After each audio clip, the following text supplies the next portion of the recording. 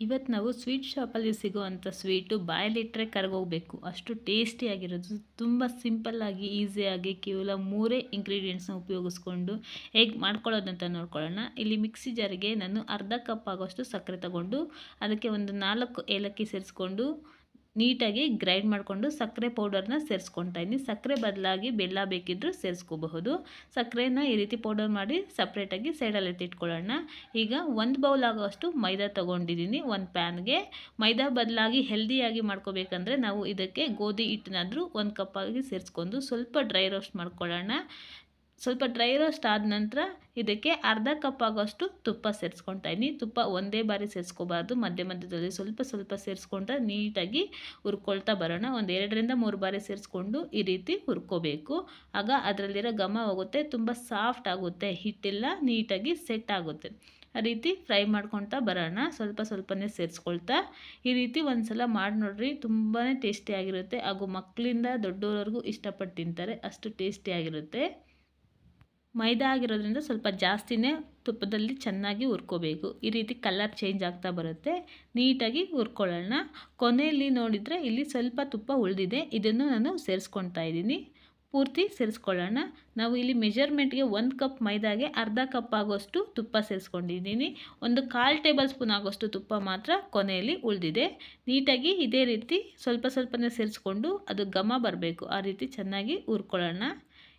ಕನಿಷ್ಠ ಅಂದರೂ ಒಂದು 10 ನಿಮಿಷ ಈ ರೀತಿ ಚೆನ್ನಾಗಿ ಹುರ್ಕೋಬೇಕು. ಸಾಫ್ಟ್ ಆಗುತ್ತೆ ಹಿಟ್ಟೆಲ್ಲ. ಈ ರೀತಿ ನಮಗೆ ಆಗಿದೆ ಅಂತ ಅನಿಸಿದರೆ ನೋಡಿ, ಈ ರೀತಿ ನೀಟಾಗಿ ಸಾಫ್ಟ್ ಆಗಿರುತ್ತೆ, ಉಂಡೆ ರೀತಿ ಬರ್ತಾ ಇರುತ್ತೆ. ಅದುವರೆಗೂ ನಾವು ಚೆನ್ನಾಗಿ ಹುರ್ಕೊಳ್ಳೋಣ. ಇಲ್ಲಿ ನೋಡ್ತಾ ಇದ್ರಲ್ಲ, ಕೊನೆಯಲ್ಲಿ ಇಷ್ಟು ತುಪ್ಪ ಉಳಿದಿದೆ, ಇದನ್ನು ಸಪ್ರೇಟಾಗಿ ಸೈಡ್ಗೆ ಎತ್ತಿಟ್ಕೊಳ್ಳೋಣ. ಇದೇ ರೀತಿ ನೀಟಾಗಿ ಮಿಕ್ಸ್ ಮಾಡ್ಕೊಳ್ತಾ ಇರೋಣ.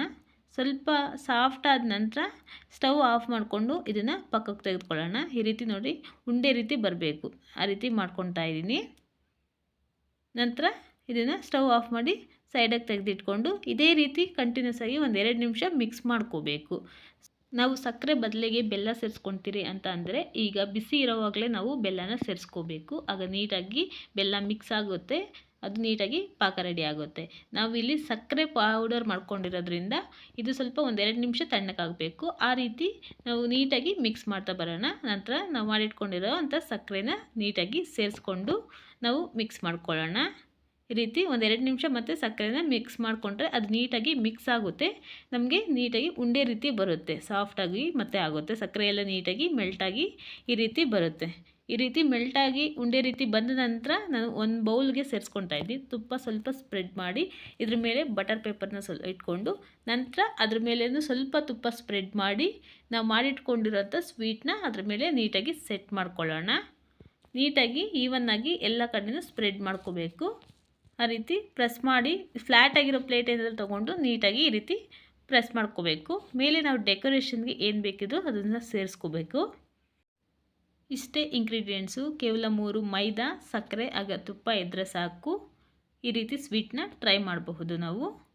ಮೇಲೆ ಗಾರ್ನಿಷಿಂಗ್ಗೆ ನಾನು ಕಟ್ ಮಾಡಿರೋಂಥ ಬಾದಾಮಿ ಅಥವಾ ಪಿಸ್ತಾ, ಹಾಗೆ ಸ್ವಲ್ಪ ಟೇಸ್ಟ್ಗೋಸ್ಕರ ಕೇಸರಿನ ಸೇರಿಸ್ಕೊತಾ ಇದ್ದೀನಿ, ಒಂದು 2-3 ಎಲೆ. ಈ ರೀತಿ ಸೇರಿಸ್ಕೊಂಡಿದ್ದ ನಂತರ ನೀಟಾಗಿ ಪ್ರೆಸ್ ಮಾಡ್ಕೋಬೇಕು ಮೇಲೆ. ಅದು ಒಂದು 2 ನಿಮಿಷ ಆದ ನಂತರ ಇದು ನೀಟಾಗಿ ಸೆಟ್ ಆಗಿರುತ್ತೆ. 2 ನಿಮಿಷ ಆದ ನಂತರ ಇದನ್ನು ಒಂದು ಪ್ಲೇಟ್ಗೆ ಡಿಮೋಲ್ಡ್ ಮಾಡಿಕೊಂಡು ನಾವು ಹಾಕಿರೋಂಥ ಬಟರ್ ಪೇಪರ್ನ ರಿಮೂವ್ ಮಾಡಿಕೊಂಡು ನಮಗೆ ಯಾವ ಶೇಪಲ್ಲಿ ಬೇಕೋ ಆ ಶೇಪಲ್ಲಿ ಕಟ್ ಮಾಡ್ಕೋಬಹುದು. ಒಂದ್ಸಲ ಟ್ರೈ ಮಾಡಿ ನೋಡಿ, ತುಂಬಾ ಚೆನ್ನಾಗಿ ಬರುತ್ತೆ. ಈ ರೆಸಿಪಿ ಇಷ್ಟ ಆದರೆ ಲೈಕ್ ಮಾಡಿ. Thank you for watching.